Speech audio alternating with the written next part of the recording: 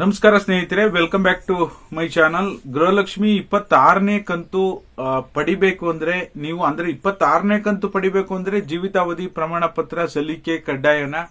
ಈಗೇನ್ ಸೋಷಿಯಲ್ ಮೀಡಿಯಾದಲ್ಲಿ ಎಲ್ಲಾ ಕಡೆನೂ ಸಹ ಗೃಹಲಕ್ಷ್ಮಿ 26ನೇ ಕಂತು ಪಡಿಬೇಕು ಅಂದ್ರೆ ನೀವು ಜೀವಿತಾವಧಿ ಪ್ರಮಾಣ ಪತ್ರ ಸಲ್ಲಿಕೆ ಕಡ್ಡಾಯವಾಗಿ ಮಾಡಬೇಕು ಅಂತ ಸುದ್ದಿ ಹರಿದಾಡ್ತಾ ಇದೆ. ನಿಜವಾಗ್ಲೂ ಇದರ ಅಗತ್ಯ ಇದೆಯಾ ಅನ್ನೋದ್ರ ಬಗ್ಗೆ ಕಂಪ್ಲೀಟ್ ಕ್ಲಾರಿಟಿ ಈ ವಿಡಿಯೋದಲ್ಲಿ ತಿಳಿಸ್ಕೊಡ್ತೀನಿ. ಇನ್ನ ಕೆಲವೊಂದಿಷ್ಟು ಅನ್ನಭಾಗ್ಯ ಯೋಜನೆಗೆ ಸಂಬಂಧಪಟ್ಟ ಹಾಗೆ ಕೆಲವೊಂದು ಮುಖ್ಯವಾದ ಮಾಹಿತಿ ಇದೆ. ದಿನಸಿ ಕಿಟ್ಗೆ ಸಂಬಂಧಪಟ್ಟ ಹಾಗೆ ಅದ್ರ ಬಗ್ಗೆನೂ ಸಹ ತಿಳಿಸ್ಕೊಡುವಂತ ಕೆಲಸ ಮಾಡ್ತೀನಿ.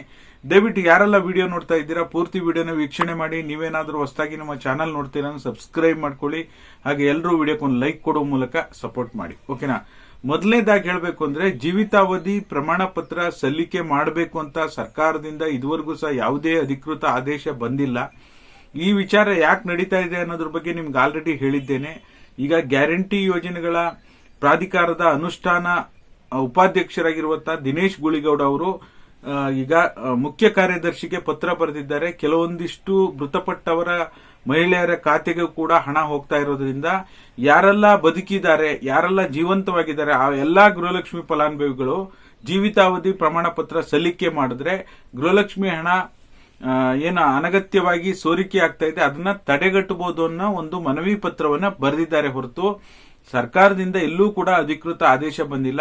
ಅದರಲ್ಲೂ 26ನೇ ಕಂತಿಗೆ ಪಡ್ಕೋಬೇಕು ಅಂದ್ರೆ ಗೃಹಲಕ್ಷ್ಮಿ 26ನೇ ಕಂತು ನಿಮಗೆ ಬರಬೇಕು ಅಂದ್ರೆ ಜೀವಿತಾವಧಿ ಪ್ರಮಾಣ ಪತ್ರ ಸಲ್ಲಿಕೆ ಮಾಡಬೇಕು ಅನ್ನೋ ಯಾವುದೇ ರೂಲ್ಸ್ ಇಲ್ಲ. ಯಾಕೆಂದ್ರೆ ಜಮಾ ಮಾಡುವಂತ ಪ್ರಕ್ರಿಯೆ ಹಂತಕ್ಕೆ ಈಗ ಆಲ್ರೆಡಿ 26ನೇ ಕಂತು ಬಂದಿರೋದ್ರಿಂದ ಸದ್ಯಕ್ಕಂತೂ ಆ ರೀತಿ ಯಾರು ಕೂಡ ವರಿ ಮಾಡುವಂತ ಅವಶ್ಯಕತೆ ಇಲ್ಲ. ಯಾರೇ ಸೋಷಿಯಲ್ ಮೀಡಿಯಾದಲ್ಲಿ ಹೇಳಿದ್ರು ಅದು ಸತ್ಯಕ್ಕೆ ದೂರವಾದ ಮಾತು. ಓಕೆನಾ?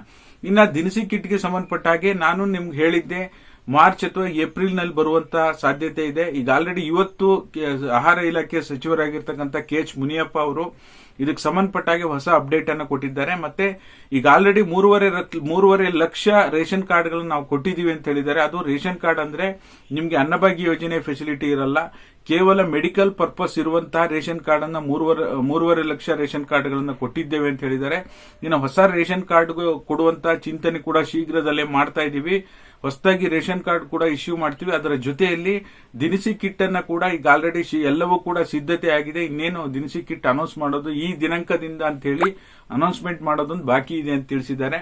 ಮಾರ್ಚ್ ತಿಂಗಳಲ್ಲಿ ಅಥವಾ ಫೆಬ್ರವರಿ ಮುಗಿದೋಯ್ತು, ಮಾರ್ಚ್ ತಿಂಗಳಲ್ಲೇ ದಿನಸಿ ಕಿಟ್ ಕೊಡುವಂತಹ ಸಾಧ್ಯತೆ ಕೂಡ ಕಂಡು ಬರ್ತಾ ಇದೆ ಅಂತ ಹೇಳ್ಬೋದು ಈ ಕ್ಷಣದ ಅಪ್ಡೇಟ್.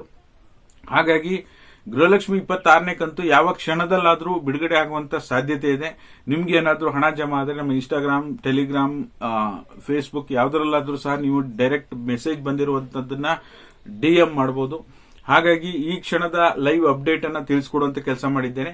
ಮತ್ತೆ ಕೆಲವೊಂದಿಷ್ಟು ಜನ ಕನ್ಫ್ಯೂಸ್ ಆಗ್ಬಿಟ್ಟು 25ನೇ ಕಂತು 3ನೇ ಹಂತ ಈಗೇನ್ ಜಮಾ ಆಗ್ತಾ ಇದೆ ಅದೇ 26ನೇ ಕಂತು ಅಂತ ಕನ್ಫ್ಯೂಸ್ ಮಾಡಿಕೊಂಡು ಪ್ರೂಫ್ ಕಳಿಸಿ 26ನೇ ಕಂತು ಜಮಾ ಆಗಿದೆ ಅಂತ ಹಾಕ್ತಾ ಇದ್ದಾರೆ.